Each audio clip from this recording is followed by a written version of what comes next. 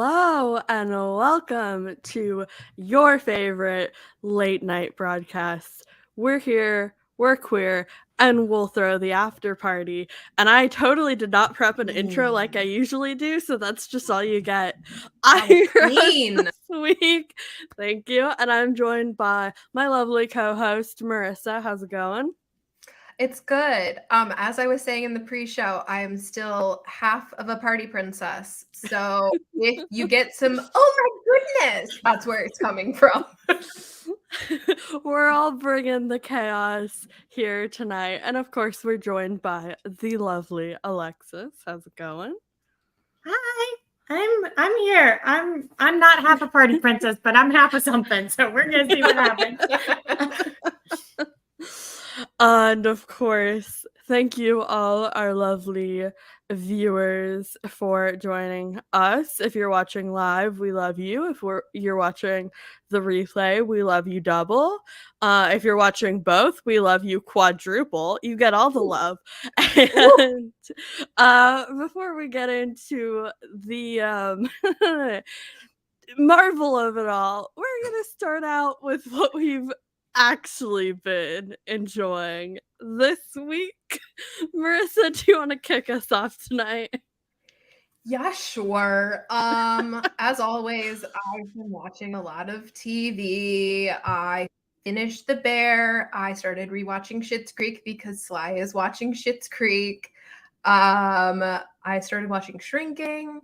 I followed the Emmy nominations. What We Do in the Shadows is back for season 5. And then SAG-AFTRA went on strike. So now things are a little bit complicated. So SAG-AFTRA has now joined the WGA on strike because they could not negotiate a fair contract with the AMPTP. The AMPTP is your enemy. Just remember that. If you're ever mad about anything happening in entertainment, it's the AMPTP's fault. Oh my god. Fight the studio. You were haunted again. Did my mic echo again? No! And I missed the last time. For this time it was for me personally. Was it at least something cool? It was haunted. Like after. The return of our favorite new segment, Glitch of Opus. Oh, my poor microphone. Where did I get interrupted by myself? That's a great question. And I just want to say we are praying for you in these trying times, and these trying times being the Wicked production being put on hold. Yes. Yeah, the AMPTP can shove it right up there. Yes, the studios are my enemy. The studios are all of our enemies. And I just wanted to say that things are very complicated right now with what the unions are asking for us to do versus what they're not asking for us to do. There's been no call for a general boycott. They're encouraging us to continue to watch content and to share our support for the strike. Be very vocal about that. Be vocal about the content that you are enjoying, especially if it is coming from a marginalized perspective. Look out for your favorite writers, your favorite actors. The Entertainment Community Fund can always use your support. That money goes directly to members of the unions on the picket line. And we're still sort of trying to figure out what exactly we can do from our perspective as content creators to support the strike as best as possible. So tonight we are going to be talking about Secret Invasion with the understanding that it was written by WGA writers. It is performed by SAG actors, and we support them in their strike. And if anything changes from our perspective, follow us on social media and you'll be the first to know. Our personal content might look a little bit different. Our show content might look a little bit different, but that is so that we can show our support and solidarity the best we can. But tonight, things are going to be normal and fun. Well, as normal as they are. And there have been some great people out there sharing the most up-to-date information in contact with Yes. all of the, um, union leaders. Yes. Bucky saying, "Don't cancel your subscription." Don't cancel your subscriptions. There is no general boycott call. Do not cancel your subscriptions. Continue watching content. If you bought tickets to go see Barbie, go see the Barbie movie. Like, if you are a general consumer of on-camera media, continue consuming that media as you always would. But yes, very important that the information that you are getting is coming from the unions. So not from someone who heard from someone who heard from someone, but from the union. Follow SAG-AFTRA on Twitter. Follow WGA East, WGA West. Follow all the unions. Call if you need information. Email if you need information. But like, if you're not a member, you're not their top priority right now. So just look out for the best ways to be supporting from union voices themselves. And especially to the fellow creators in this space, like, be mindful of when you are asked to take on new projects going forward, who that's working for, and how that will maybe impact your future career. Incredible. We love getting the live updates. Thank you so much. Also, I should have taken notes because I had planned everything I was going to say, and then Sly keeps reminding of more things to say. Be mindful again that there are content creators that are already under contract, and they've been advised to continue fulfilling those work obligations. So if you see someone posting branded content for a struck company, just know that most likely that contract was signed before the strike began. And there are some people that just have to do what they have to do to support their families. And not everyone has the luxury to make those hard choices. So solidarity, keep watching the content, keep supporting the writers, keep supporting the actors. Follow WGA East, WGA West, and SAG-AFTRA on Twitter. We love to see it. And I am not usually one to have a long list of things I've been watching, but it turns out this week I do. So love that for me. The first thing I wrote in my notes is Tenny's Talks, which is a YouTube video series that the Firebirds, which is the AHL hockey team in Coachella Valley, who are affiliated with the Kraken, are doing. There's 2 episodes so far, where Matt Tennyson interviews like his teammates or whatever, and it's really fun.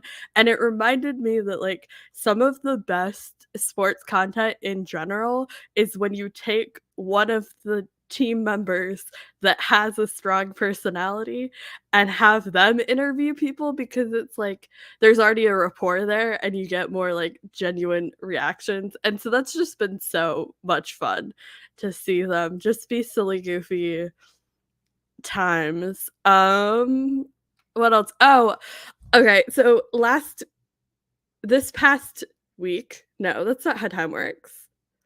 A week ago from Wednesday, on Pip, my co-host Fee recommended this show, and it's a Korean reality like competition show called Siren Survive the Island, and that was like my homework for Pip this week.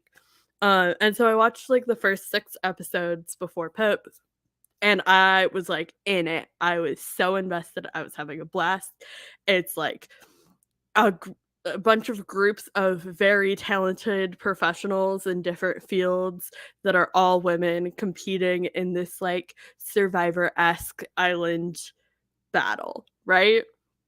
And then I watched episode 7, and it was really stressful, and so I took a break. And then I watched episode 8, and it was really stressful, and then I took a break.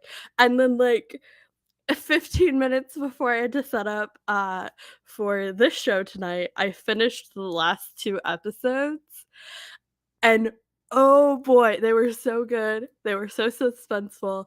And then the last like 15 seconds, I don't understand at all, and I haven't had time to Google, so just bear with me. But if you haven't seen anything about the show, like I hadn't, it's on Netflix. It's a like Netflix original series, and the premise is there are 6 different what's the word I'm like occupations that make up each team of 4 women. And so there's the firefighters, the police, bodyguards, stunt performers, athletes, and soldiers. And they are all competing as a team to like occupy the bases that are throughout the island, and then there's like arena battles for them to get like rewards to help them. And it's just I really enjoy the editing style and how it's presented, like how the story is shown to the audience, which Fee tells me it's just like a very typical Korean TV show editing style. So that was really fun. And I like highly recommend everybody go watch this. Even if you don't like reality TV, like I hardly ever watch reality TV, but I had so much fun with this show and it was so dramatic. I was just like I wasn't rooting against any single group, and that's what made it so fun for me is because like there were the people I were really pulling for and I was really happy when they won and really sad when they lost. But I wasn't like, no, like F them, like I'm so mad that they did well. Like everybody was just great. So that was fun. What else have I been enjoying? Anybody else have a brain cell? I don't know Schitt's what that Creek. means. Oh, I was trying to figure out what else I watched. Yeah, I watched Schitt's I Creek. was like, is the sheet in front of you somewhere? You wrote it down. It is in front of me, and I didn't think to look at it. Thanks for that, Marissa. I didn't understand that was like a prompt for me to answer for you. It's been a long day. Yeah. I've been watching Schitt's Creek. The group chat has been getting all of my reactions, so I really hope particularly Marissa and Bucky have been enjoying all of those thoughts. And then I had a little bit of a mentee bee last night. It's fine. I'm fine. Like, we're like fine. But I did watch the first 3 episodes of Young Royals again. And was reminded how much I adore that show. So yeah, that's what I've been up to. Alexis? Wait, I'm sorry. I just have to Mm. give an emergency update. Tonight Okay. is supposed to be the Haunted Mansion movie premiere, like red carpet. And because SAG is on strike and none of the cast members can go to the premiere, currently Disney is having fictional characters walk the red carpet. Like Disneyland Like they're face characters, costumed. yes, are currently walking the red carpet. So Oh my if you god. needed an update on how Bob Iger is doing right now, Cruella DeVille is walking the red carpet. When you said that in my head, it was almost cool for a moment because I thought you meant like there's a red carpet and they are superimposing like the Haunted Mansion ghosts to look like they're Nope. moving down the They carpet. rolled out a purple carpet in front of the Haunted Mansion in Disneyland, and Maleficent and Cruella DeVille are walking it.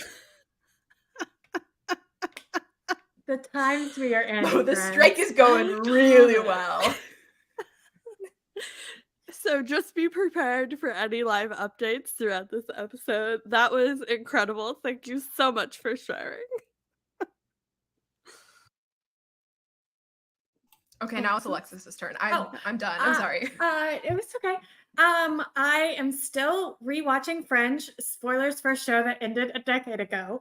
But this week I got to my favorite part of Fringe, which is when we get to the alternate universe and you are consistently comparing what is happening in our universe to what is happening in the other universe and why, and like those differences between those characters.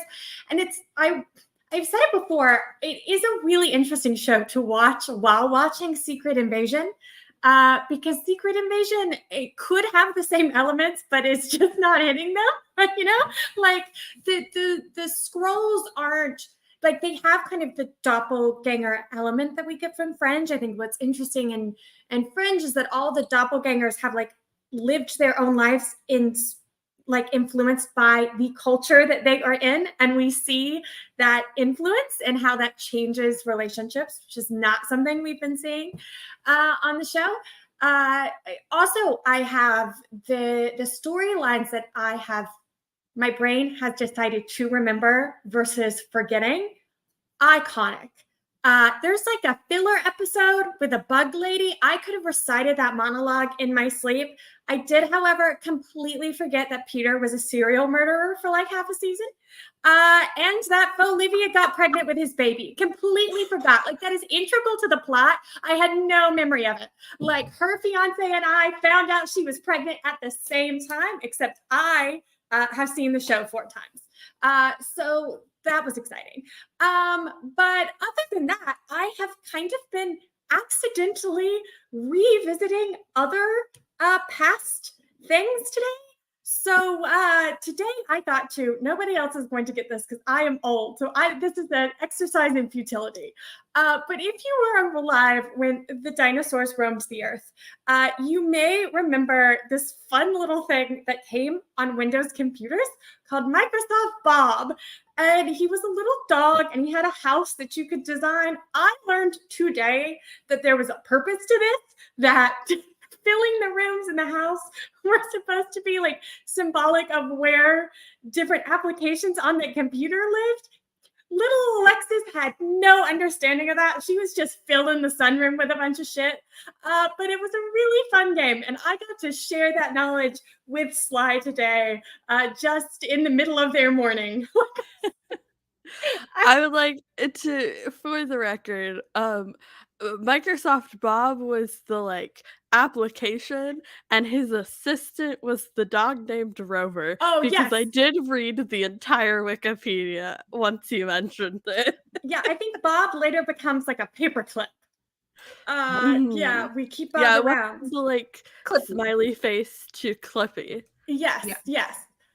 And I discovered, trying to find an illegal version of this game to download, that there were apparently other games with Rover. Like, Rover apparently had an entire educational suite of games designed to teach children about other countries and languages. Little Alexis played none of those. She was just filling the sunroom with shit. She played Madeline European Adventures, which is also a hard game to track down on the internet. And all I remember is that I could never get the final baguette. And it has become an adult Alexis mission to find a way to replay this game so that I can get the final baguette. But yeah, anyway, also I learned that the International House of Burgers thing was like a fake PR stunt today, which I didn't know. So yeah. I love that it worked for you, though. Yeah. That's great.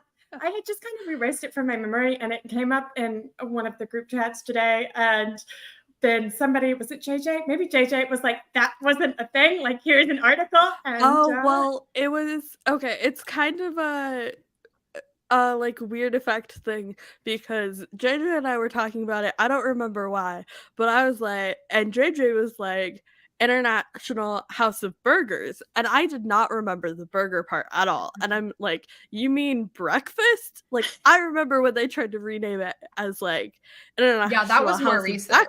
Breakfast. Yeah. So I completely missed the whole burger debacle. Oh, well, yeah. Apparently that was I think maybe I think in this area, people were like, it's a publicity stunt. But like, when they said it, like, that was supposed to be the fake news. Like, the conspiracy theory was that it was a publicity stunt. Yeah. And it just like failed. And that's why we stayed with IHOP. Granted, I've been in an IHOP like maybe twice in my life, so was not really attached. But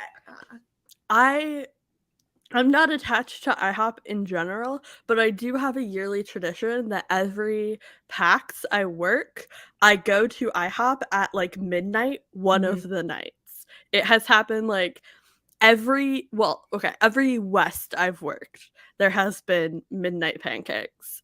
And that's my only association with IHOP. Besides Yeah. like theater pre-show dinners. It's reliable. Mhm. See, I have like a learned sort of distrust in IHOP because Walker Brothers House of Pancakes began in like this area of Illinois. Mhm. So, and then there was like a fracture where it was like Walker Brothers or IHOP. And so my family has pivoted very hard into Walker Brothers instead of IHOP. So, you know, my dad likes to say, like, that's not the real house of pancakes. That's just like corporate. Blah, I don't know. IHOP also has debuted. I think they've debuted the pancake taco, which and maybe a hot take, feels like an incredibly white person name to do. I think That's not a their hot take at entire all. menu is very much that. I'm like, wow. Yeah. My version of like hard pivoting into one train over the other was Borders over Barnes and Noble, and Oh, looked how really? that turned out for us. So Oh, I'm that's so still sad. heartbroken. I miss Wow. Borders. I do too. Borders was great. Mm-hmm. All Poor right. Borders. Alexis That's has a been look on fun. her face as if she's never stepped foot in a Borders books. Ding, ding, ding, ding, ding. I love that for you. How about a Powell's? No, No Powell's. that's I thought you regional. said It is yeah. regional. I thought you said It's like- Pals, which like PALS, which is a regional fast food restaurant here. And I was like, what do you mean Pals? It's a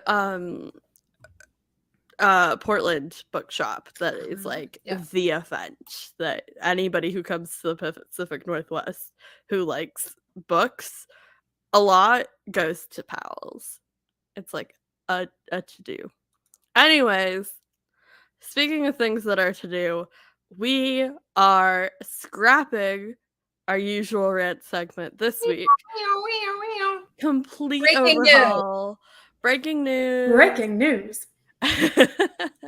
Hostile takeover. And we are returning to one of our favorite games, which is, of course, the group chat game.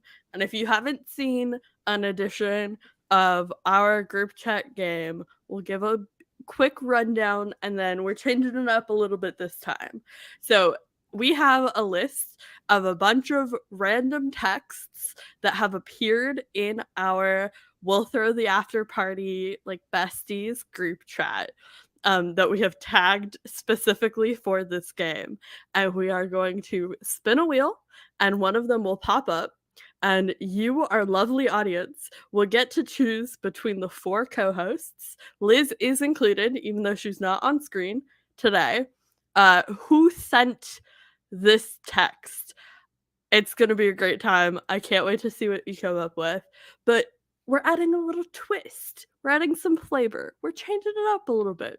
When we see the text that has sent, us on screen are going to assign it to a fictional character, hopefully one we've talked about before within the history of We'll Throw the After Party. But we'll see where it goes. We're bringing chaos energy tonight. So I can't wait for you all to see. Let's get this up. Oh, I don't want this layout. We're holding. There we go. Look at our faces.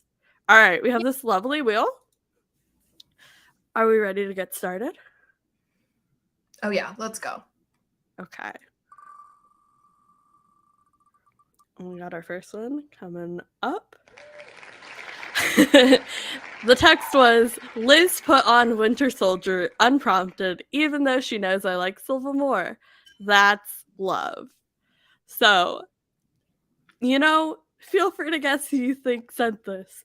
But which character are we feeling like might have sent this in their respective universe?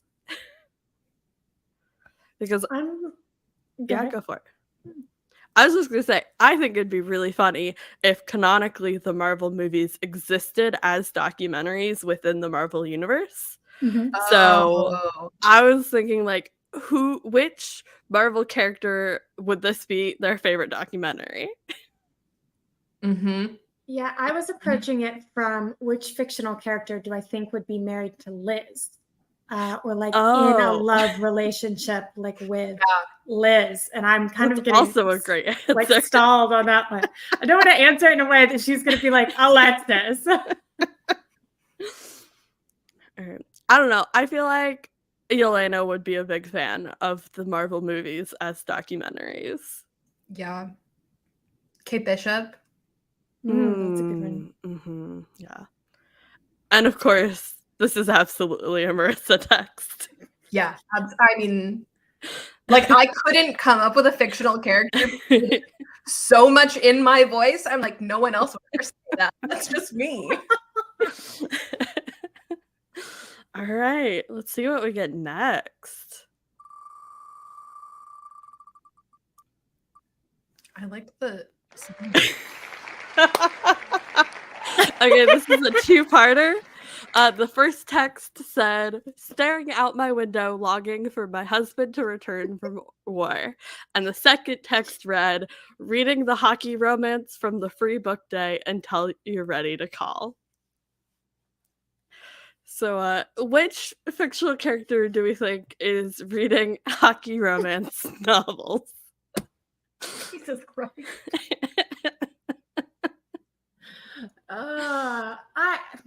This is a hot take. I think, and maybe it's just because of what I am currently reading, but I wouldn't be surprised if one Evan Buckley was a fan of a hockey romance. I can totally see that being a thing. Mm-hmm. Yeah, that tracks. I realized how condemning that was to me personally once I said it out loud. So I know somewhere in the audience, JJ is like, well, duh. But yeah, that's my hot take. Yeah. All right. That's a great poll. And I know exactly what you're referencing. Jada says, I think this is a book about Eddie. Yeah. Love that. But yes, this text is from moi. And it was very obviously to Alexis. Okay, wait, Fly, I have to interrupt. I know please. asked someone to strike through the ones that we've gone through, but I'm going to be so real with you. I don't have the shortcut to strike through on my keyboard. Oh, So yeah, I can help you out. Pause. Okay. Continue. Nobody look at me. I've got this. All right. you're crushing it. Okay. It's also, if you go to format text and then strike through, it'll tell you. Oh. Mm-hmm. Oh, okay. Great. No, nope, Right. I don't have that shortcut because I have a keyboard extension. Sorry. In the wheel. We're spinning. We'll figure it out.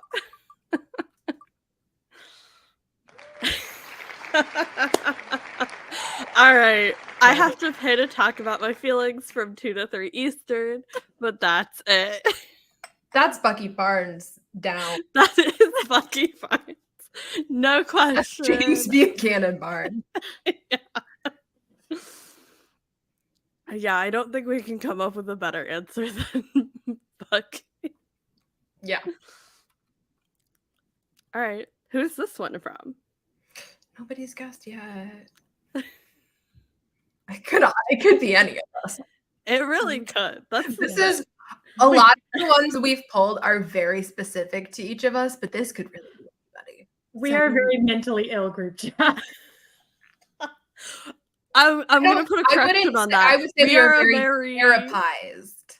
We are a very pro therapy group chat. Maybe Oh my that's the god! motto, honestly. This is a note for me and me only, but you are so right, JJ. That's a character from Bad Buddy, which is the Thai BL that JJ forced me to watch last summer, and it's very good, and I love it so dearly. We got some guesses for Liz or Alexis. This is Marissa.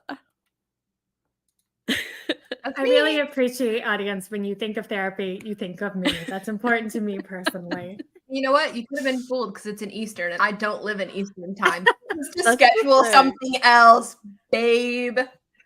Yeah. That's the fun part about time zones is because like we typically just operate out of Eastern. It really could have been any of us. Sly rediscovered time zones this morning, and I got to watch it happen. It was fantastic for me personally. I had just woke up, in my defense. I had 0 coffee, and I did stay up way too late last night, binge watching Young Royals. And so, yes, I did forget time zones exist. Thank you very much. I'm rolling the wheel. All right. I'm really upset that there is not a grandma who is laughing emoji because that's what I wanted. I don't know that I've ever received this text message. I have.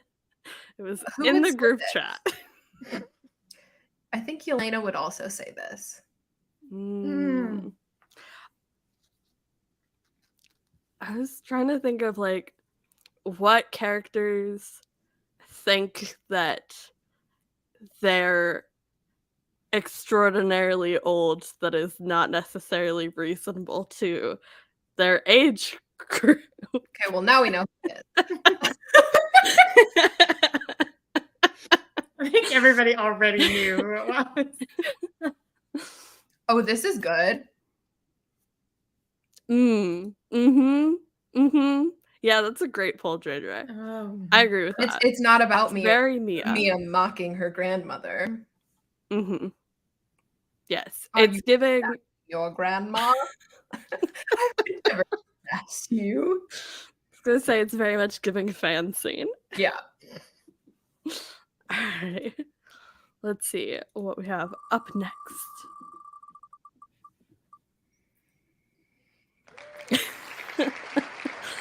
Another one that I think is very on brand to who we are as people. The NHL awards bringing back my accent out is rude and disrespectful. I'm trying to think of. Now I'm only going to think of Yelena Belova. She has. I love her. I miss her so much. Maybe she can get it together so Thunderbolts can start production. I love that for you. I'm just now stuck on the Evan Buckley is a hockey romance fan. And so now I'm stuck on Evan Buckley is a hockey fan. And the character does not, but one Oliver Stark does have a very strong accent. That is such a good take. So well said.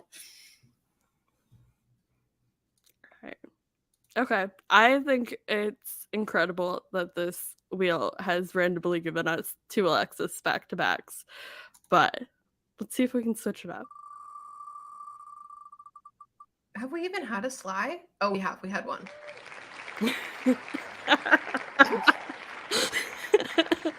All right, so for context, one person in the group chat sent a link to something with an important tag on it, expecting it to be revisited post-concert, and the response to that link was a picture of an active Taylor Swift concert happening, and the text below said, "Little busy, but I know, it's iconic." I mean, that's clearly somebody who's like chronically online. Like, I feel like, should we revisit a Gossip Girl character? Ooh. Oh. Is Yeah, this that's a good like take. It's the question of which Gossip Girl character. Yeah, I'm trying to think of who would, because I can't wanted to Blake throw it Lively, to whoever is Lively. Serena Oh, Vanderwoodson. That's her name. I could not remember her name. The only name I could remember was Blair, and I knew that was wrong. I love that for you. I think it's giving okay, Jess, female Peter Parker's Peter Parker. That's what it's giving. Yeah. Mm. Yeah, Jess's Peter Parker loves Taylor Swift. Honestly, anyone in the Peter Parker universe, really. Truly. All right. We see one guest for Liz. This was a concert that Liz was at, but the text is not from Liz. It was from Marissa. From me. For context, even further, the link was the alphabet dress for the American Girl Doll of the Year. It had been sent to like 5 different people that day alone. And I was like, everyone needs to know that I have seen this and I'm obsessed with it. Vlog of me going to purchase it coming soon. Incredible. I have to call the store and make sure they still have it in stock. This is a fun one. I love building, Oh. I love perching, and I love being grumpy. Unfortunately, it is in the vents Clint Barton. Like, Oh, Avengers 2012 Clint Barton. Yeah, that is probably more accurate. I was going to throw it at Parker, but that would imply that she's capable of putting her feelings into words. So I think it's I'm gonna follow that up with I think it's a retirement Parker. Honestly, the number of characters I can come up with who spend time in vents is a little alarming. I love how we invented this to fill the gap of people guessing which one of us said this, and now everyone is also joining us in guessing which fictional character would say it. Oh, Oliver Queen is a good. That's a good one. And I'm gonna raise you, JJ, and I'm gonna say Felicity Smoke making fun of Oliver Queen. Yeah, like in the first season is what I'm gonna go with. Yeah, it's Felicity doing an Oliver Queen impression. Yeah, 1000% it is. All right, do we have any guesses for which co-hosts this might have been from? Thank you, everyone who agrees with me that it's Clint Barton. I really appreciate that. And I apologize to my co-host that I said sounds like Clint Barton. Honestly, it's on brand. It's on brand in a couple of ways. I will just say, very Tim Drake credit. That's a great poll. All right. It's the deaf one. Clint and I are just the same person. It's fine. I also think I'm the only co-host. For the second time in this show's history. What, is this the second time I've made a deaf joke? No, I think I meant it was the second time we've just decided that Hawkeye applied to you are Huge Hawkeye fan. Huge Hawkeye fan. Yeah, definitely. That's my entire brand. Yeah, I think I'm the only one who is grumpy perpetually. I think that's very much my brand. So I think this one was very obvious. I'm not going to disagree with that. I think you've embraced grumpy as a brand. All right. Oh, I've been thinking about this one since I read it. This is Edward Cullen. There's no denying that. There's one answer. So true. A reminder to our audience, your goal is to try to guess which one of us sent this text to the group chat. But yeah, no, it's definitely Edward Cullen.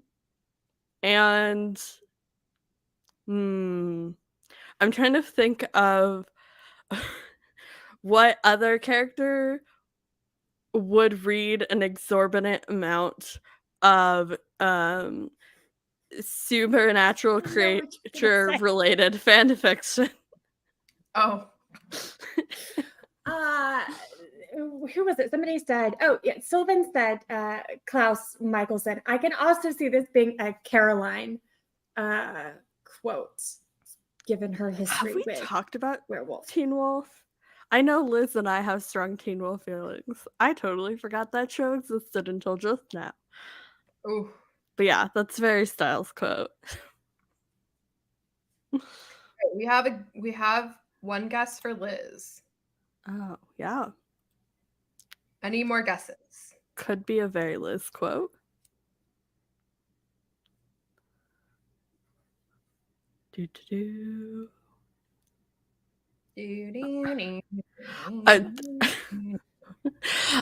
I don't know which Bonnie this is referring to, but my mind first went to the one and only Alex Boniello, which I don't think is Bonnie who Milligan, you're talking. Tony Award winner for Kimberly and Jimbo.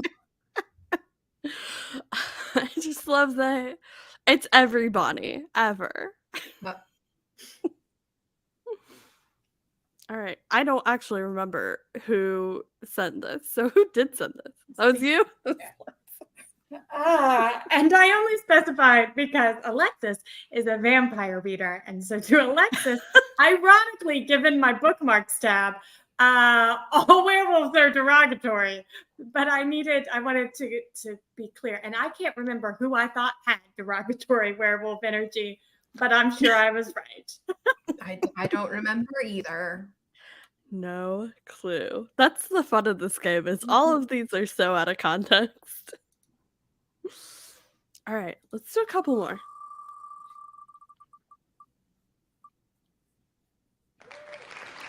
Oh, this is another one that could have come from literally any of us. Yeah. I think all journalists need to be required to spend time on Tumblr. That is a statement that I stand by. We stand by as a show. I'm gonna give it to not a show we've talked about, but Cara Danvers.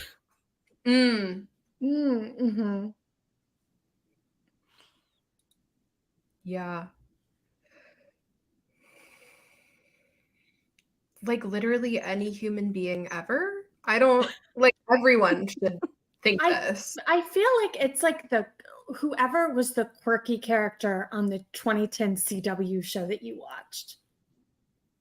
Cara Danvers. Well, I'm saying like for the audience, like whatever one that the audience watched. I didn't know Super Bowl. Yeah. Mm-hmm. Mm-hmm. Yeah. Yeah.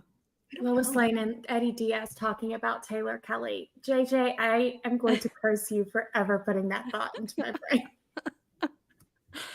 That implies that Eddie Diaz knows what Tumblr is, and that's just not information I can handle computing in my brain right now.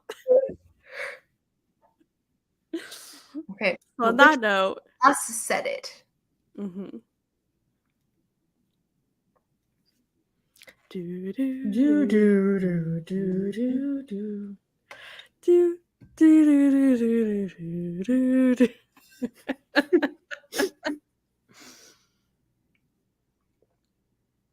All right. I think this was a Liz quote. Was it a Liz quote? Yes. Hell yeah. I'm so honored that you thought that came out of my mouth. Oh, obviously. Oh. Mm-hmm. Yeah. Of course. Bunky is right, as always. Kamala absolutely said that. Okay. Let's get a couple more. How are we feeling? Yeah, let's do it. Let's do it. Okay, this is two separate people. So your answer is going to be insert first host, comma, insert second host, okay? So the first host said, not a call out per se, more like affectionately rating you to filth. And the second co-host replied with, my love language, LMAO. Mm-hmm. So which dynamic duo do we think this would be? Well, I'm trying to think of a single Bucky, dynamic so duo. that's the answer. There you go. We got a guess for Alexis to Liz. Good one. Good one. Mm-hmm. Yep, he agrees. Yeah. I will say that's you partially only have correct. And I won't. Yeah. I won't say what part is correct, but it is very much giving Thirsty Thursday energy. You are so right about that, JJ. Mm-hmm. The vibe of Thirsty Thursday, if you have not joined one of our lovely TikTok lives before, it's just JJ and I affectionately roasting each other while getting progressively more drunk and off topic. It's a great time.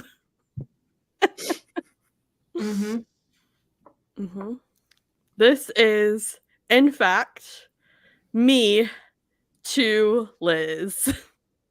Yep. And I don't remember why I was reading Liz to Filth, but I certainly did. I think you should do it more often. Thank you for that encouragement. Yeah, absolutely. All right. What's up next? I really like the spinning sound. Oh, I'm so glad you guys can hear that. Yeah. Okay, you got a 1 in 3 chance here. Sorry, these are all in the show doc, and I should have read them. I did not, and That makes it even better. Yeah, wow. The text is, see how my pile of clothes ruins everything Marissa has built.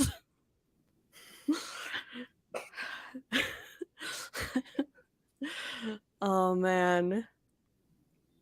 Trying to think of a character that's like notorious for kind of leaving things all over the place, and I'm drawing blanks. I don't know. It's kind of giving me Kate Bishop vibes. Yeah. Mm-hmm. Yeah, that's a great one. I had this thought while we were watching Secret Invasion, and I'm not going to bring it up later because it's so pointless, but I think if it's in here, I was like weirded out by how clean every like house or apartment on TV is ever. Like none of them look lived in, and that really just smacked me in the face during Secret Invasion because nothing else was interesting enough to pay attention to. Well, anyways, do you have any guesses? Oh yeah. There's lots of guesses. Yeah. It's so correct. You know us so well. That was definitely a Liz text. It was literal. There was their photo attachment of her exploding suitcase in my very clean apartment. I think this is another easy giveaway. So I'm gonna twist it up and have you dramatically read it for us. Thank you so much. Oh no, Liz left her makeup eraser in my bathroom. It's still there, actually. Guess she has to turn around and come back to Chicago now. But for real, Liz, you left your makeup eraser in the bathroom. Best part of this, I sent this while Liz was on a plane and she never received it. But like a day or two later, I think I was like, every time I look at my makeup eraser, like I think of Liz's makeup eraser in Marissa's bathroom, and Liz was like, my makeup. And then we had to like center all of the chats she missed while on a plane. It was great. I had butchered Bunky's beautiful Alpine drawing by photoshopping it to be a fan of like every Canadian hockey team. I apologize. My apologies to Bunky. And that was in the same stream like of text. So we had to, yeah. Great vibes in the group chat. My goal was for her to land see that.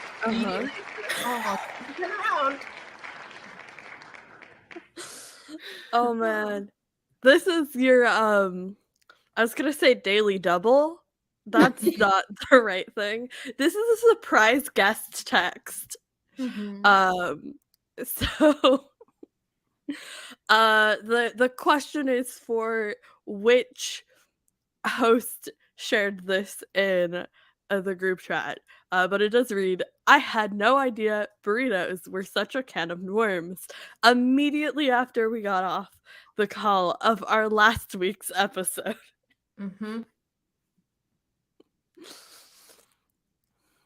What character would be surprised by people's strong feelings about burritos? Again, that's Kate Bishop. Yeah. Are we just And all she would Kate say it Bishop? so like, I had no idea burritos were such a can of worms. Yeah. Just like, wow. That was very much a Liz text. A surprise guest, the partner, Yep. sharing feelings about burritos, and it was a silly, goofy time. We're so here for it. All right, one more. Sure. Let's do it.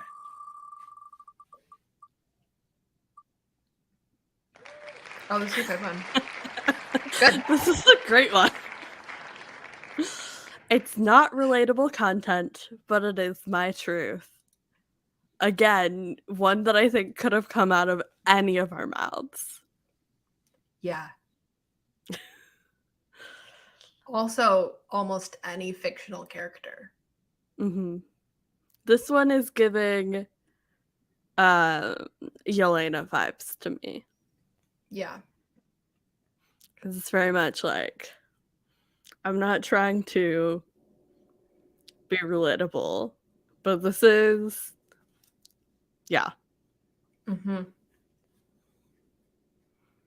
Oh, Hardison. That's a great bold choice Yeah, there. that's a good one. It Yeah. could also be, I don't know why I've only been thinking of main characters. That's so rude of me. But it could also be Lily Moscovitz from Princess Diaries. Oh, That's such a good take. Yeah. Yeah. Iconic. This could not have come from Alexis Rose because it has been strongly established which host is which Rose sibling, and this is in but fact. I think David Rose would also say that. Of course, from Marissa. Thank you so much. I don't remember what it was about. It was probably about like my bus ride or something. I have no clue what it was about, but it was find out. Incredible. My favorite thing about this game, we're going to give you a quick behind the scenes content. I was going through and compiling a list, and we have this convention where whenever somebody says something like out there or hilarious, we send a text replying to it that just says group chat game, so it's easily searchable.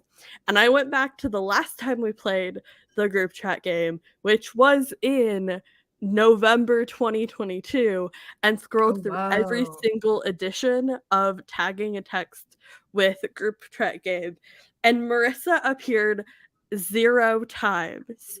And so I had to like manually scroll through all of our texts for funny Marissa quotes, and I realized it wasn't because Marissa's not funny. It was because Marissa, every single thing that comes out of her mouth is so hilarious that we never think to register it as oh, that's especially haha funny for the group chat game. Thank you. So I think Marissa's the real winner here tonight. So much. Wow. Oh my God. I can confirm it was in regards to me being bored at work. Accurate. I had been at work for 3 hours and I had to be there for another 5, which is a normal shift length, but I wanted to go home. Incredible. We might return to the rest of these. We have a couple left after we get through our topic of the show. Tots, tots, tots. That's a reference literally 0 of our audience will understand, but I'm making it anyways, and you just have to deal with it. Speak what's on your heart. You have to speak what's on your heart. Thank you. We're jumping in to our topic of the show, which is, of course, Secret Invasion, episode 4. And we're kicking this off with a fun little segment that every single time any of us runs the show, we forget exists and we need a timer for. And that is, of course, the Rowdy Recap. So can somebody else intro this while I rapidly find a timer? Yeah, absolutely. We are going to try and recap everything that happened in this episode within 2 minutes. We each have 30 seconds, and then because Liz isn't here, sad face, we will have 30 seconds of bonus time, and then probably we will go over because we have spent too much on details that didn't matter and not enough time on the actual plot. So Correct. here's your spoiler warning if you care, but I can't see why you would. I think if you are not watching Secret Invasion, you should still continue watching the show and just experience it vicariously through us. I think that's a wise use of your consumption of this property. I don't remember anything about this episode, so can I force somebody else to go first? Well, Alexis wrote some lovely notes that I will now read. Okay. I'm just going to move you up. Great. And then we can go in order. Okay. Hi. All right. On your mark, whenever you start, I'll hit the button. Okay, so apparently the episode began with a flashback where Gaia did some sciencey stuff, and then she actually resurrected via Extremis, which I didn't actually realize was Extremis until I read it in Alexis's notes. And then there was a flashback to Fury and Priscilla at some point in time. It seemed to be around 2012, but I don't remember a timestamp. Then there was a lot of Paris poetry. 2012. Great. I knew it was in Paris because we were in Paris. I didn't catch the timestamp the first time because I was distracted and then wrote, this is what I get for not paying attention when I had to re-add the timestamp. And then we got the poetry corner. And then we got Rhodey reveal. Dun, dun, dun. Fury was spying on their little conversation and her name is Priscilla, which I later looked back at her notes and realized that Scylla was just short for Priscilla. She doesn't have 3 names. Oh God. So he was listening in on their conversation. Was that the Catholic Church? That was a concert, yeah. Yeah, and she got assigned to Pew Pew Fury. And then there was a dad and a daughter sitting on the bench. And Game of Thrones bestie had a really terrible wig. Like, even I knew it was bad. And I was supposed to be invested in their conversation, and I wasn't. And then oh, we're back to me then, I guess. Then they had a really quite nice and intimate scene at a kitchen table where they shot at each other and both missed. And then there was a scroll in the shower. And then Skrull, Rhodey, and Fury had a confrontation over bourbon. And then there was the president and some pew-pews. And oops, Talos is dead. Maybe? And Gravik got Grootified, as I noted. Oh, yeah. Oh, yeah. Tree. I had a lot of notes about the Groot situation. Extremis is back. Groot is in the scroll. We got Super Skrulls taking some interesting liberties with enhancement. Yeah, we knew Groot was back from Gaia's little computer recon moment.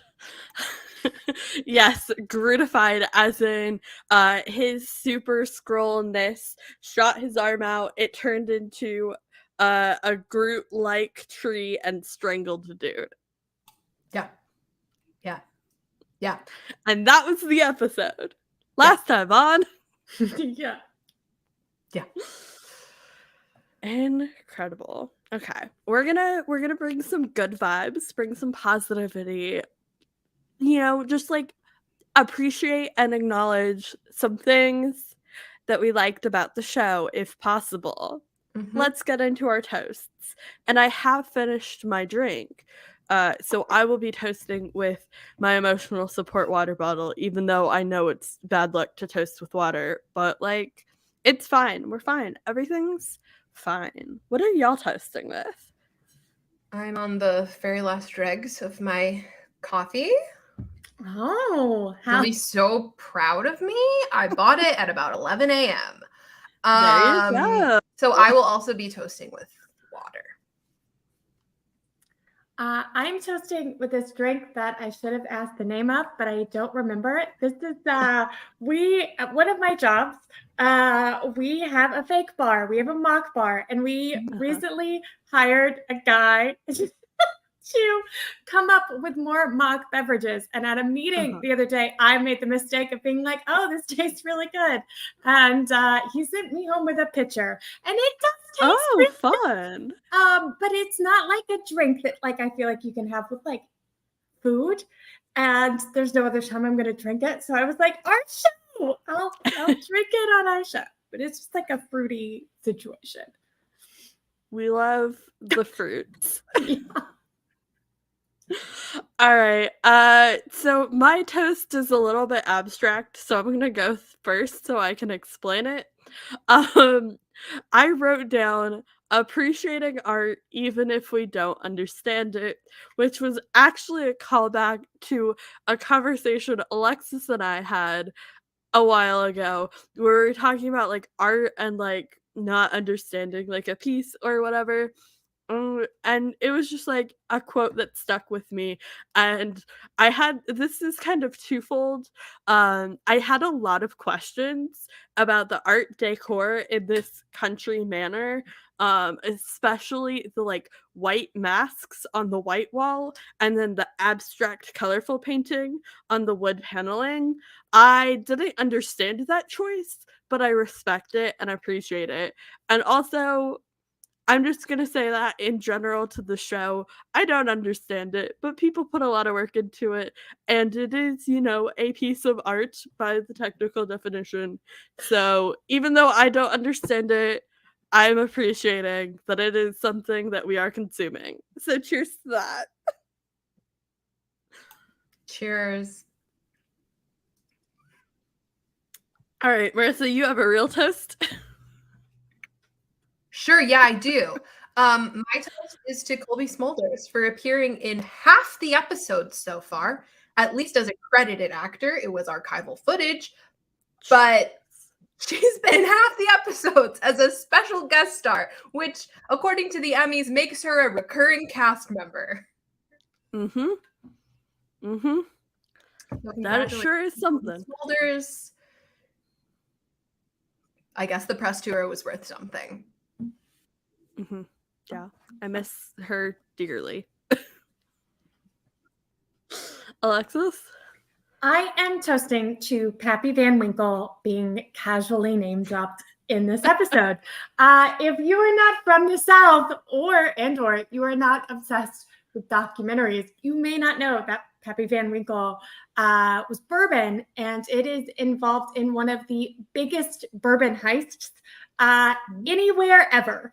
In the documentary, it's a little unclear because the poor reporter from Kentucky says that it's a case involving the greatest theft of bourbon, drugs, and weapons. And it's not clear if she means those, like it's the largest heist of those three items together, or if it's the largest heist of bourbon, weapons, and illegal drugs. But I was so surprised. Like I have not like I feel like I have not heard Pappy Van Winkle in properties that are not connected to the South. So I was kind of like, oh my God, like what a name of bourbon to just drop in this episode. So that is my toast. Iconic. Pappy Van Winkle. Yeah. We love and I to love see that it. I know about that because I am not from the South or follow bourbon heists, but because I'm friends with Alexis. Mm-hmm. Mm-hmm. Listen, it's a very good documentary. Incredible. Okay, now we're gonna get into our favorite segment of the show, and that's our what the fuck moment of the week. What is the one moment, if we have to narrow it down, that over the course of this episode you said, what the actual fuck? And I am going to twist it up. I'm so sorry, but I do desperately need to know what this Hamilton note is about in your WTF moment, Alexis. Okay, so this isn't technically in the episode, I guess, but after the episodes that have not had comic references, I've kind of panicked thinking I just missed something. So I turned to the internet to be like, hey, Google, were there comics references I missed in this episode? And instead, what I found were multiple results for big entertainment / comic / fandom sites written by men who were basically like, nah, nothing from the comics, but here's what a duel is. As if nobody knows what a duel is, right? They're like, here are references to this episode. Like, this is a reference to Iron Man 3. This is a reference to Guardians of the Galaxy. And this is a reference to duels. And here's how a duel works. And the first one I read said, like, for those of you who don't know how a duel works, which please raise your hand. That's interesting. I've read Sense and Sensibility. Yeah, I know how I duels watched work. Bridgerton. For those of you who don't know how a duel works, it's like this scene from Hamilton. And then kind of bastardizes the scene from Hamilton with the duel. And I was like, wow, to like feel the need to mansplain a duel and then assume that the people that you're explaining, like, then to use a Hamilton reference. Like, I'm like, how can you be so far off that, like, you felt like the world didn't know what a duel was, but had also seen Hamilton? Like, it was a very confusing situation for me. So that's my what the fuck moment of the week. Iconic. I want to give another toast to the incredible original bullet from Hamilton, Ariana DeBose. Yes. Oscar winner. Oscar winner, Ariana DeBose. Yes. Mm-hmm. Mm-hmm. She can mansplain duels to me any day she wants. Yes, she can.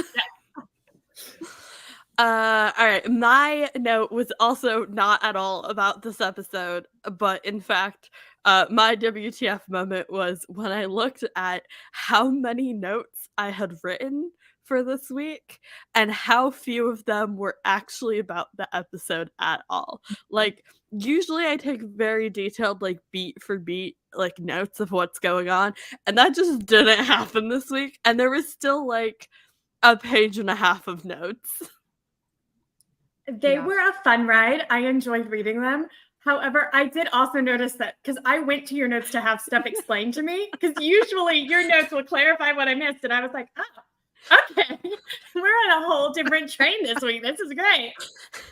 Yeah, this was, usually I watch the show uncaffeinated, and this was fully caffeinated Sly. So maybe I do just need to continue watching before my morning coffee. Marissa, what was your WTF moment this week? Gaia not being dead. Like, yeah. They got me. Mm-hmm. They got me, gal. Listen, I accepted it very quickly. I was like, oh, okay, she's back. Great. We're just moving on. But the way in which it happened was very confusing for me. The like interspliced her grabbing the vial and pressing the button while also like shooting back to life. I was like, are there two Gaias? Is one of them pressing a remote button that's suddenly bringing her back to life? What the hell is going on? I was so confused. Like I said, I just quickly moved on because this show is going downhill so quickly. I can't give it any more brain power.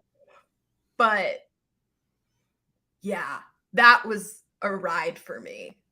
And then you bookend it with her dad and okay. Yeah, I did have a moment where I was like, could another scroll have put on Gaia's face? Like, right. when we was That's like, it was like, okay, we have two. Yeah, it was very, yeah. That would have been a much more interesting storyline. But that's neither here nor there. I think that leads us perfectly into our next segment, which is our feminist rant of the week. Listen, I don't know what's going on. Olivia Colman wasn't in this episode. Coley Smulders was credited as a special guest star for 2 seconds of like security camera footage of a clip from the very first episode. Amelia Clark was dead, but now she's not. Fury's wife is evil, but also she still loves him, but she's evil. What are we doing? The strongest energy from this show is white man. It just smacks you in the face with white man making all of the decisions. And so that's where I'm sitting right now. And I don't like it. Mm-hmm. Yeah, I think Also, what's going on with Rhodey? That's a great question. I think my biggest feminism question is, why have we not once been given clear understanding of who a Fury's wife is as a human outside of her being Fury's wife? I still have questions about what her name is. Why did she get 2 names? She was a doctor. She also was, her face was, I guess, was the doctor who had a heart defect and then passed away. But like gave consent. Yeah. And there I was a little confused, because at first I just thought she meant like, okay, this person like died and I took on her identity and like I continued to like play this role or whatever. But then there was like an award to her for medical science on one of the bookshelves. And I'm like, so you continued medicine? Like that was the thing I would have liked to see at any point before when now. They did fully assumed her life. The brain finger thing, does she just magically have all of the years of like medical experience? Listen, I have so many questions about that. Man. Yeah. And then when she's like, I asked her if she wanted to fall in love, I'm like, no. A question, and then we'll get to my actual questions much later. Question. Has there been a time in this show where a woman character has a man character? Because there is a lot of men characters, men and women characters, but are there any women who have men? No, I don't think MI6 bestie in the maybe, okay, in the butcher shop, maybe, but it was like a faceless dude. It wasn't like a real character. Oh yes, maybe one of the ones that were already in there. Yeah. Yeah. Okay. So like, not really. That's important to me personally. I want equality across the board. I support women's wrongs. Yeah, let's get some equal opportunity violence. Yes. Yeah. Let's get some equal opportunity violence in. Put it on a bumper sticker. Hashtag we'll throw the after party. Hashtag we'll throw the after party.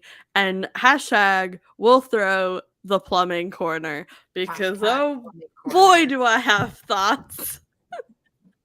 Great. I don't remember any plumbing involved in this episode. The shower scene. The shower. Oh. Finally, we get a shower.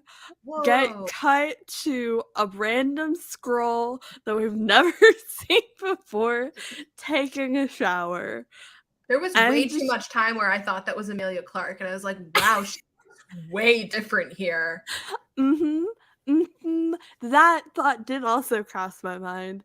And then this girl steps out of the shower and looks in the mirror and does the like hand wipe and dun dun dun, Brody's a scroll. Who could have guessed it? Like TikTok transition style. It's like, yeah, Brody. It's the one sound challenge from 2 years ago. Yeah, it exactly. really is.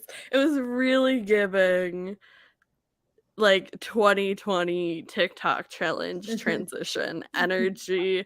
And you know what? I respect that. However, I do not respect somebody who doesn't run their fan in their shower. And listen, I was a person who did not run a fan in the shower.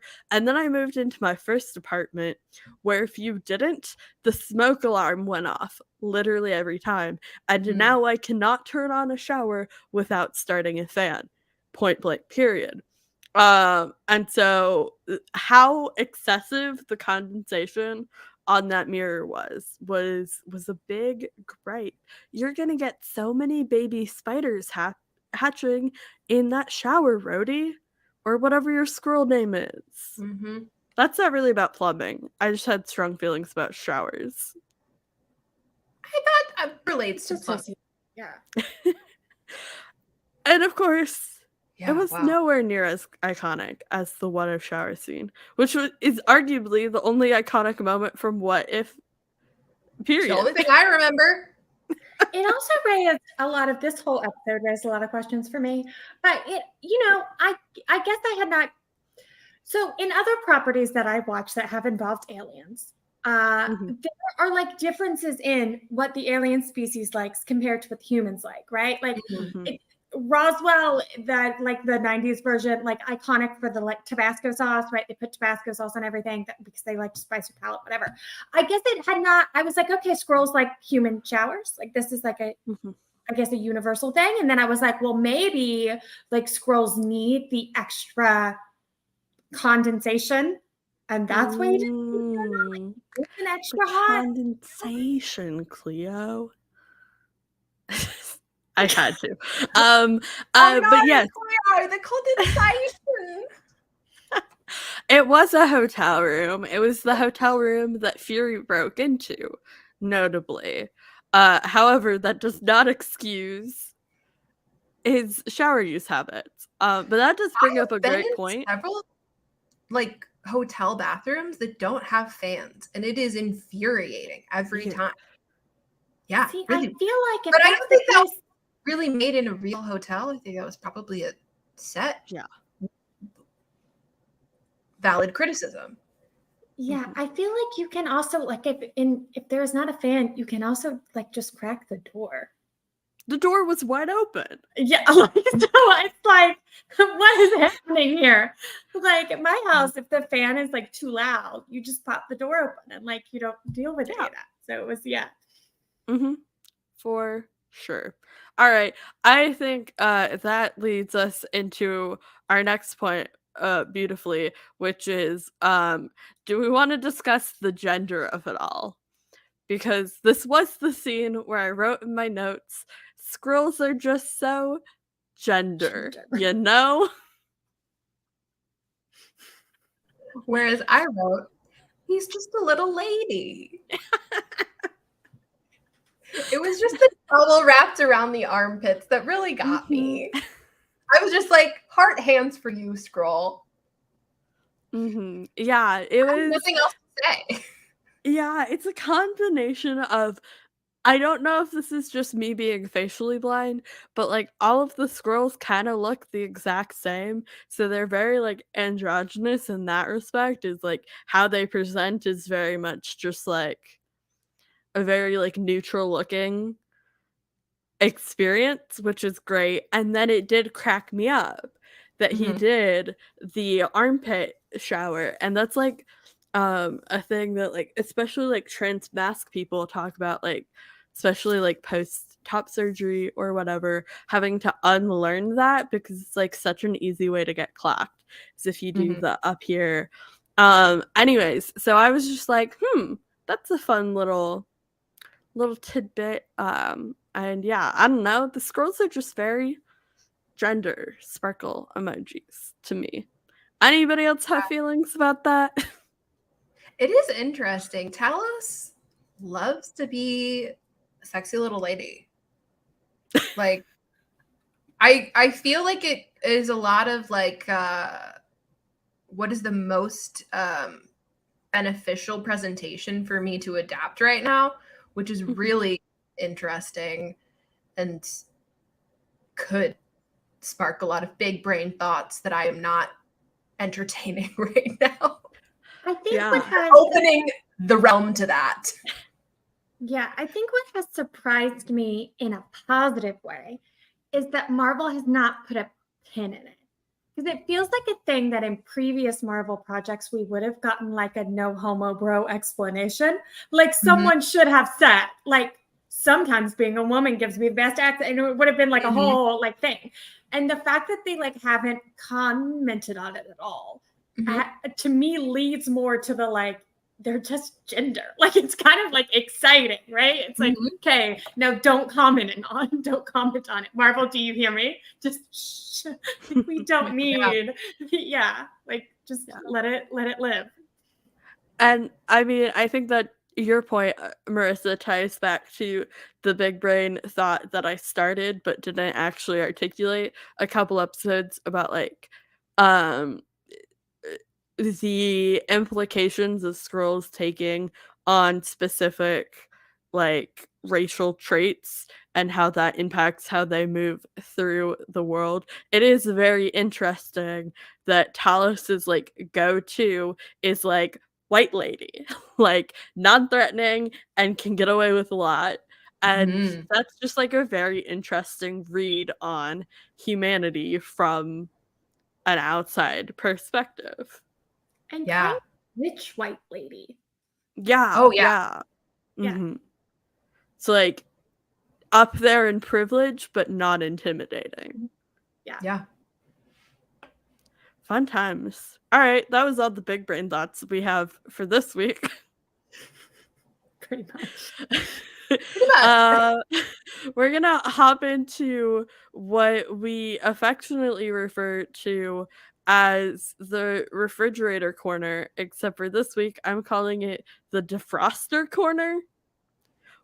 Yeah, we had one come out and one go in. Yeah. So we did a little father-daughter switcheroo.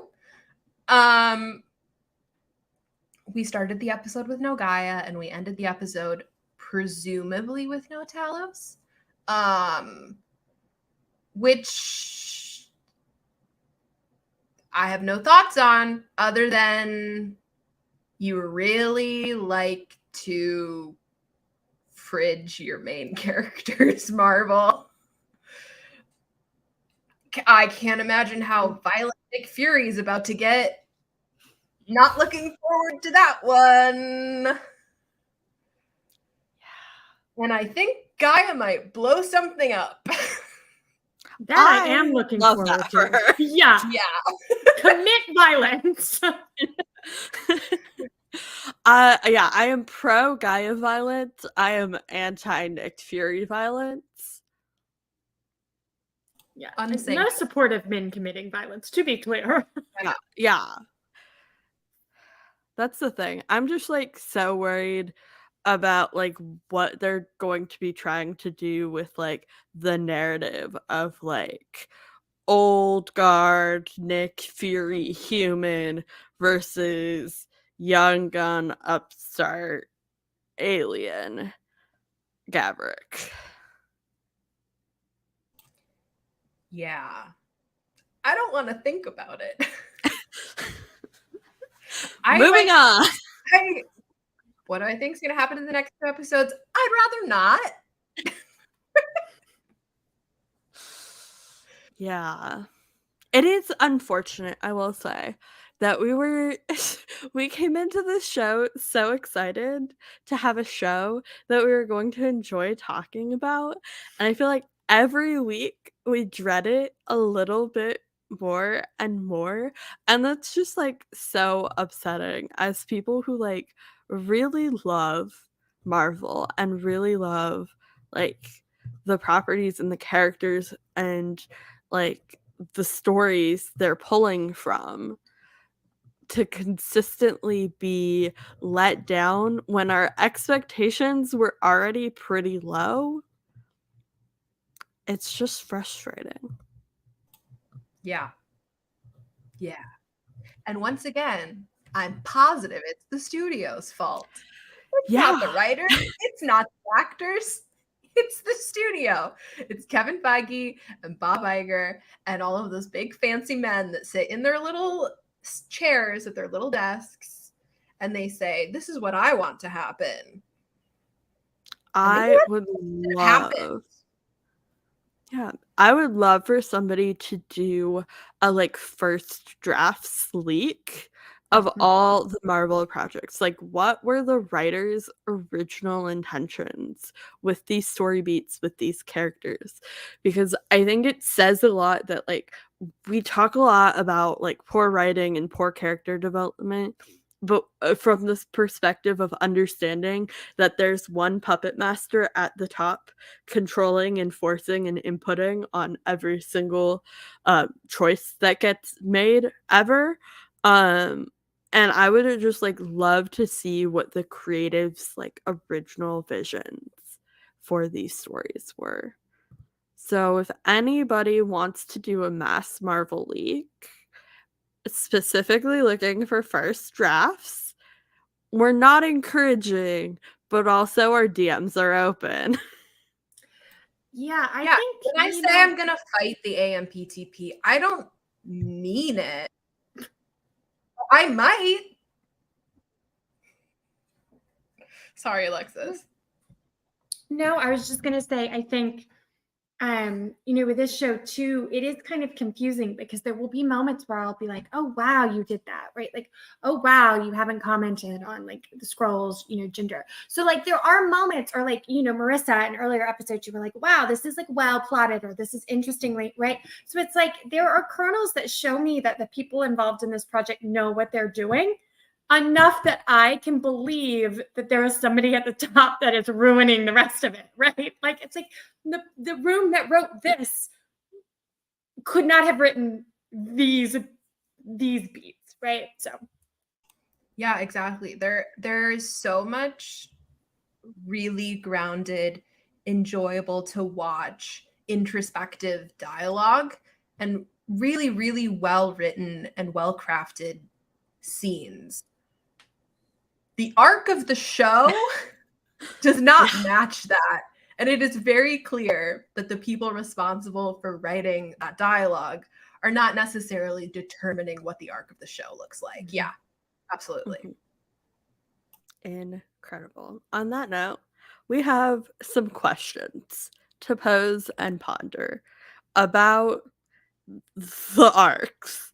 So I am going to toss it over to Alexis to take the lead on this one. oh God. Okay. Well, my first question, and this is a serious question. I need your help. I feel like Dora the Explorer. Did you interpret Scylla's relationship with Fury as being a long con? Is that what I'm supposed to get out of that scene? Or did she turn on him later? That's what I think. Okay. Based on their first interaction in that, or not, arguably not first, their reintroduction in that diner, whatever that diner situation was in the last episode.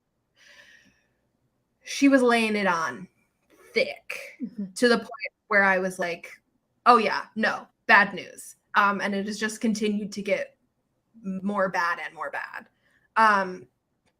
So to me, yes, but also I don't know that they really know. Like, I don't know that whoever made that decision actually ever made that decision. Okay. I second that whoever made that decision doesn't actually know what they're trying to imply with this relationship.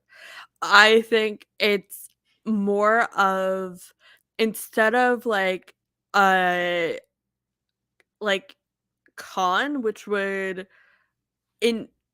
implies that it was like thought out and like intentional what the end game would be.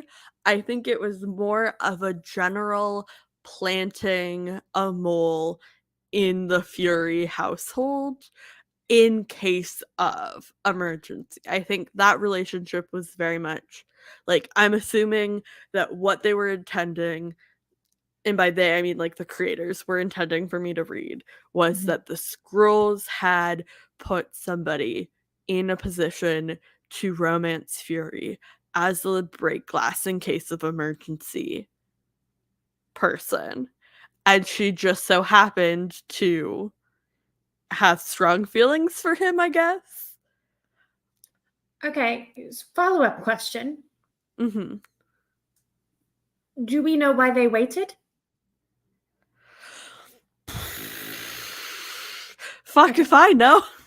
Because I'm kind of like, They didn't write the show until right now, so whatever happens on the show is only relevant right now. okay, because I'm like, okay, well that was like con or not, like that was a, if you want to use another word, whatever, but like that's a long situationship, like to now decide he has to go, and I'm confused as to what, like, why you couldn't have him pre any of the other times he's been. Yeah. Well, I guess the argument would be that like he just came back. He was kind of not their problem for a really long time. Okay. He had flipped and then he was in space and he wasn't really bothering them. And so when he comes back and starts sticking his nose in their business, then he becomes a problem for them again. But like that's only really convenient to the plot that they're building. That's not necessarily the thing that makes the most sense. Okay, cool. Okay, thank you. Do you want me to ask another question or do we want to move on? Okay. No, yeah, go for it. Next question. Which roadie do we think is better? Because I gotta tell you, I'm a fan of this roadie. Me too. This roadie, I think I literally wrote in my notes. Marissa, talk while I try to find this. Okay, to me, this is the roadie that is Tony Stark's best friend. Yeah. Like, deeply problematic, some really bad choices happening on behalf of this Skrull. But this is the man that makes me think, yeah, Tony Stark would absolutely be your best friend. You would co-sign everything he does. Yeah. Mm-hmm.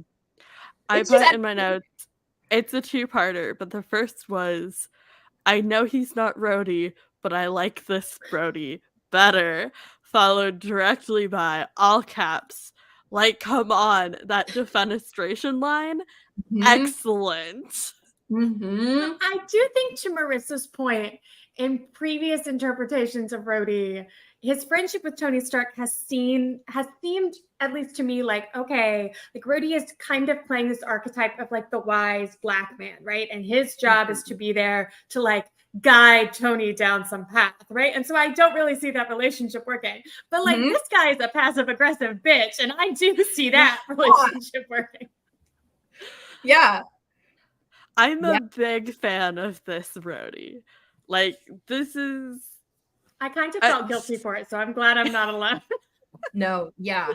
I think one of my notes was like, wow, Don Cheadle is really going for that 2-time Emmy guest star nominee for playing Rhodey. Because if you'll remember, he was nominated for Best Guest Star in a drama for The Falcon and the Winter Soldier. I did not remember that. Oh my God. Yeah. And I hope he gets another nom for Secret Invasion. Yeah. He's going for it. Good for Don Cheadle. He's going places, and I was like, that's a date. Yeah, I think he's got a bright future ahead of him. Yeah. Next question. Okay. I don't know what Groot's power is called, so I just called it Groot. Are Groot and Extremis really the best? I said powers, but I knew powers wasn't the right word. I guess abilities to steal. And what are ones that we would have chosen instead? This is a fascinating question. And I wish I had read the doc further than just being like, oh, Alexis has questions, because I would have loved to actually think about this. So, Marissa, do you have an answer? I mean, I think the like regenerative property thing is probably a good idea. But like, I mean, Skrulls are already pretty strong. They're all pretty well trained for like combat. I don't really know about the Groot thing. I don't know what I would replace that with though. My struggling here Restraint is magic? mm, Give him some sling rings? I don't know. yeah, magic's a good pull. My problem is like all of my favorite people are like the normies without any like special abilities. So Yeah, part of my thought was like, why these two? And I don't know if it's supposed to be a commentary on like these are situations where like the DNA was altered. But then I was like, but I feel like was the DNA not altered? it was altered by the radioactivity, like the gamma rays, like changed his DNA. And then I had a moment where I like wondered, because like when we talked about Miss Marvel, there was like, oh, they're going this way instead of going this way because they don't want to like go into the Terrigen Mist situation. But I was like, that would have been like a DNA altering situation as well. So I don't know. It is weird to me that you would be like, tree. Yeah. That's what's going to help in battle. Monica Rambeau too. Her DNA was rewritten by the hex so many times. I'm going to say, if we're bringing mutants into this conversation, bring back Daisy. So I want Daisy's powder to be in the fucking machine. I've heard it every episode. Listen, JJ started it, but I will continue the train. I mean, like, I feel like Pietro super speed would be really beneficial to them as well. Like, I don't know how you're going to get that when he's dead in Sokovia, but see, that would have been nice. Support me. Well, he's dead in I know who your supporters are. But like, just to be devil's bitch or an advocate or whatever the phrase is. He was devil's bitch better. Just to be devil's bitch for a second. He was part of like an experiment. So like they would have probably had DNA or blood vials or like something somewhere. Well, yeah, but then yeah. I mean, I guess maybe if it was all kept on site, it's gone. Yeah. I'm just picturing like the typical villain like running away with it. We've gotten like 25 different versions of the super soldier serum at this point, so like it's probably out there somewhere. Yeah. Okay. Who are each of us in the shootout? Oh man. I really didn't like it. Oh god. I'm the president. Am I a horrible person? A pacifist. I'm not involved. I thought you were going to choose a car, so I think the president is a great option. I was going to say I'm Talos, sacrificing their body to protect some random white dude. So dark, but that's so true. However, I would much more like to give up my life saving Marissa. So I'm the Talos to Marissa's Miss President. Thank you so much. I was cackling during that scene because there were lots of captions for lines that were never said. And at one point, Agent 2 said something really ridiculous, like, it's getting hard out here or something, but like he didn't actually say it, like it was just on the caption, like Agent 2, like and I was like, I'm Agent 2, like I don't know what Agent 2 is, but like that is who I am. Yeah. Okay. Who would Liz be, do we think? Fury. She'd be like organizing the whole thing. There we go. I lost my questions. I got distracted by my gift of I have Anastasia. it right It's in really front good of me. Do you want me to read it? Yeah, what's next? Okay. What part of the Fury household do we like the most and the least? And I will go first. I really hate the attempt at a like rainbow colored bookshelf that was so poorly done. That drove me crazy. And here I was going to say my favorite part were the built-in bookshelf. Listen, the No, book I have no problem with the bookshelf. Diagram is 2 circles. I like the bookshelves. I will clarify that. I do not like how the covers of the books in the bookshelves were arranged. I wasn't paying attention to the covers. Yeah, the rainbow's in the wrong order. Yeah. Oh. Yeah, so it's like red I to was on blue Twitter. or something, and then it's like white and yellow, and I'm like, whoa. Why gradients the books if not in the right order? Yeah. And it wasn't even it like the bottom shelf was like a weird like double gradient. So like Yeah. the ends were the same colors and then the middle was different. It was just like it was bad. Do you have a part that you liked? Oh gosh. That's a great question. You know what? I'm gonna say the ring bowl that we get a shot of literally every episode because Fury never wears his ring, which I think says a lot about their marriage. That's my favorite part. Right, Marissa, most least Fury House.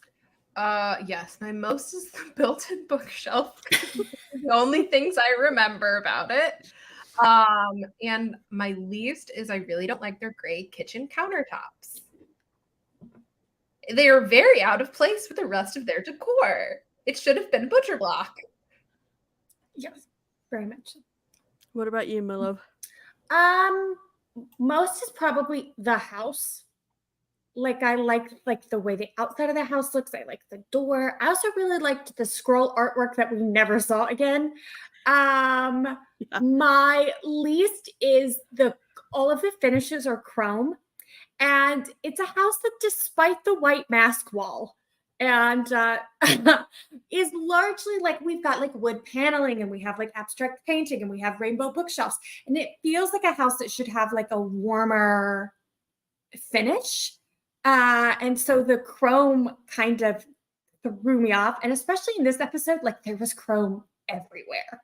Like there were fixtures in this episode, I swear, weren't in previous episodes. I was like, why is there chrome happening all over the place? So that is my nitpicky least. Love to see it. And my final question is, what other wigs would have looked better on Game of Thrones, bestie? And for context to how I expected this question to be answered, I chose the pink hair wig from Lazy Town. Iconic poll. Yeah. Actually would have made a lot of sense for her character. My answer would be Emilia Clarke's actual hair, because there's literally no reason for her to wear a wig. I understand it's for like consistency and continuity, and it makes it easy to shoot across several months, and you slap a wig on and you're done. But she has wonderful normal hair that grows out of her head, almost the exact same color. So Can I say, I'll think on it. to spite Marissa, the is it or is it not a wig Kate Bishop hair? Oh. I think that would have been a funny look for Gia. We need to bring back that saga. Marissa trying to figure out that mystery was one of the greatest moments of my life. It was a wig the whole time. I'm confident in that now. I don't know. I mean, like, put her in like a Barbie wig. Just bleach blonde. I would love to see like a like one of the Bandstand 40s era pin curls wigs. I think that would be really fun because like she kind of has like a like 90s kid modernized outfit vibe going on, and I think it'd be really fun to see that outfit with like a really like dichotomy hair piece situation going on for me personally. Yeah. I mean, they should give her the Rachel, actually, is what they should do. Commit fully all of the layers, do the full blowout every day, just give her the Rachel. And really go with her like grungy vibe. There and you go. throw in some butterfly clips, why don't you? Iconic. What happened to a hair accessory? Where did they go? Honestly, if there were like the little tiny butterfly, like that look like butterflies in her hair, I would feel differently about this project as a whole. See? My estimation of who is involved in this project would go up by double. Somebody run out to the CVS and get some hair clips. Like, yeah. Embrace the hair accessory. Bring them back. Love to see it. All right. Do we have any predictions we want to share for next week? I think I'd rather not. Cool. Great. Us. How about predict that maybe I won't watch? Okay, I'm gonna reframe this and say things you know you won't see but you want to, and I'm gonna steal Alexis's and I'm gonna say hair accessories are the things I want to see in the next episode. Yeah. I would like to see a scene that passes the Bechdel test. Yeah, not gonna happen. Nope. I would like to see real spycraft. Oh. Yeah. Yeah, in a show that was marketed as a spy drama. That revolutionary concept. Or intelligible Russian. There was allegedly Russian in this episode. It said Russian speaking, and I was like, you mean Russian mumbling? I have no idea. And listen, like, my spoken Russian is crap. I speak with people who speak Russian once a week. I can understand it when I hear it pretty well. And I was like, I don't even know how to ask for help on this one. Like, I don't even know where. But that was. It wasn't even like words. It was like mumbling in a vague Russian accent in an attempt to kind of seem, which I guess like in theory makes sense because they're Skrulls pretending to be Russians.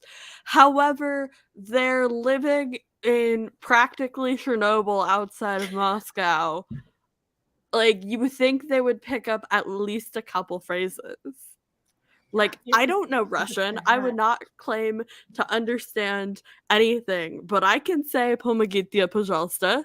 Like, It was, I mean, Russian in television is rough 9 times out of 10. This set a new bar. Like, I was like, I would have cut that from the episode. I don't even know what. It's like a grunt in Russian. Like, I don't. Yeah. Anyway, so more bad Russian, I think I will see in the future. All right. I'm going to have us each pull out one note from our notes that is not from us that we think should give a little bit of love live on air. Does anybody have one? I have to go first so that no one else can steal it. Okay. Go for it. Great. It's from Alexis. Oh, God. Music notes. Hurry, hold the key to your heart. Music notes. And then it's riff of Anastasia. I did enjoy that I went there and you went like the Taylor Swift. No, well, I said that earlier in the episode, but what I actually wrote down was wee wee Paris. So. My favorite from Marissa's is "This is my friend tree." Just give me a little Thor reference, a little ref. Please know that when I read that, my first thought was, oh, there is an extra in this shot named Tree, and Marissa knows them. Like my friend Tree Payne, Taylor Swift's publicist, is a background actor in Secret Invasion. Oh, this is a great point because Yeah. Marissa also had a note about Marissa said these ADR lines are so specific. They were clear, like the studio notes had to be like, we don't understand what's happening in this like this scene, and they had to be like, this is the information you need to know to go to the next scene. Like, oh, I can't. One of them was Rhodey's. It was so bad. I don't remember exactly what it was, but it was basically like, someone is trying to kill you, Fury. Like, It did feel like they were reading stage directions. yeah. All right, mine is from Sly, and it is in all caps, but I'm not going to shout it. It is, who is she? What's her name? Is she the wife or not? Faithfully blind bitches would like to know. I just have so many questions about the flashback scenes. I was so convinced that she was the same person, but the only like way I have to go off of if people are the same is if like they're like styled the same, which obviously doesn't make sense from like the past to now, or if they have a consistent name in the captions and that her first being introduced by one name and then never again really threw me off, and I still don't actually buy that that's the same person. Anyways, I thought you were gonna pull the the one that's a couple of notes down where I said somebody paint this shot so we can hang it up in the Sweden house. Sly and I are moving to Sweden. Oh, okay, great. And I really wanted that foggy lake shot right before we got the bench scene as artwork in this fictional future Sweden house. Doesn't sound very fictional right now. You know, Listen, you're not wrong about that. I'm one bad day from hopping on a plane. Exactly. All right. That has been fun. However, I don't want to talk about Secret Invasion any longer than we have to.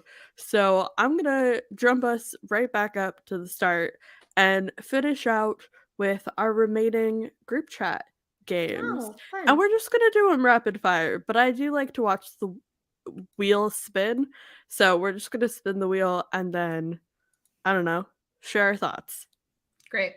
Sound good? Cool. Let's rock and roll. Let's see. What's happening? Oh, this is the one I really wanted earlier. And it just says more bag of cats energy in all caps. And my favorite thing about this is it ended up in the group chat because it was a direct quote from an all hands team meeting on what we wanted the vibe of like this brand to be. And I just thought you all, our lovely audience, would appreciate that. I think we're embracing it. I think we're doing a great job. It's been very freeing for me this week. I'm like, I can talk about whatever I want on the Twitter I don't know how to use. Hey, we got like a full conversation with Panda Express. A place I have never eaten. Who has rudely ignored all of my tweets and only replied to the show account. I'm not salty. It's fine.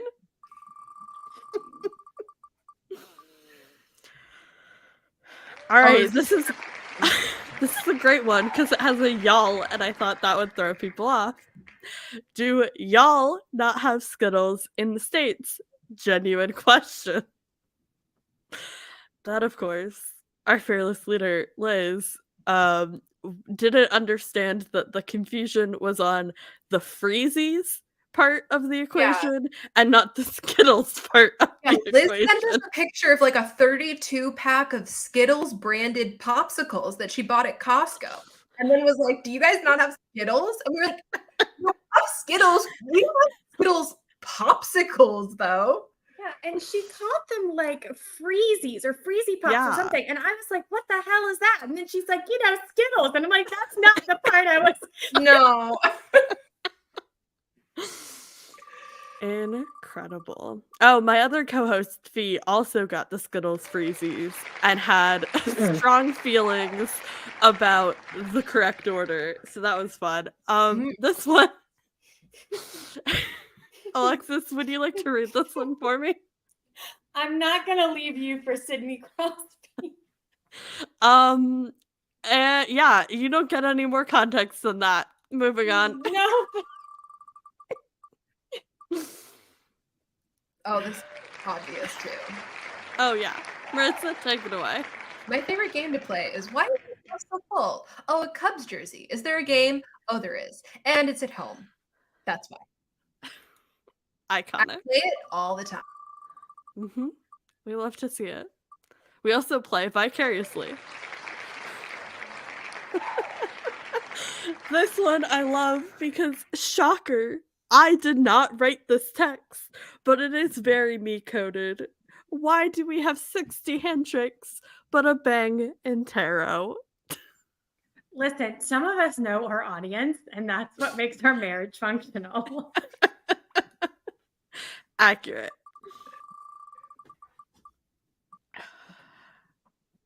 Oh, wow. Wow. Let's get into it. Ooh. JPEG and Canva? Are we sure I'm not a scroll? Famously, PNG and Adobe Photoshop bestie, Slyclone MC, was pulling out the JPEG and the Canva. Yeah, it's trying times for broke-ass bitches who no longer have access to school accounts for Adobe Creative Suite. However, I am using Krita, Krita, which is free and open source. So if you're wondering why the thumbnails look a little bit different, that's why. I just also want to take this time to say a word in memoriam for my favorite product ever, which was Photoshop Elements. I don't know if anybody else used Photoshop Elements, but it was my favorite editing thing ever. And once we got Creative Cloud, it was like completely phased out and unsupported. And I do still miss it to this day. Relatable content. It's very relatable to me, who's mourning the loss of a Windows PC situation from 20 years ago. All right, Marissa, will you read this one for us? Yeah, of course. I'm not fighting the zombies, I'm hoarding the Cheetos. That is, of course, from Liz, which I think is very on brand. Oh, that's the most Liz you could get. I didn't even know Liz liked a Cheeto. I'm learning new things from One the of group chat I'm new in. gluten-free snacks. All right, take it away. Like, bitch, we're in the South. The South. The South. Somebody was judging me for doing makeup in my car, and I was offended. That's what that was. All right, I'm gonna take this one. It is not from me, but I've been reading porn, listening to The West Wing, and trying to manifest a baby out of thin air. And this was from like November, and I don't remember what the context for any of it is. I think it was just a vibe check. It probably was. I think that is what it was. My question today was like, but what porn was I reading? And that is the most on brand we can get. Just because I said it, JJ, doesn't mean it's buck porn. All right. However, this is buttcore, apparently. This was Liz transcribing a conversation from another group chat with JJ, I think, talking about Fire Hall exclusive Christmas Village is camp, but would be more Buck Eddie coded if you have an apartment with a couch in it, which was the summation of the conversation. And then somebody said, Sly and JJ created a virus. I don't know what this is about. We were given no context. That whole thing was like just popped in the group chat. I was given no explanation. This had to be about me, though. Did anybody else have a Christmas village that was only firehouses? I have no clue. It's not about me in any way, shape, or All right, we got the last one.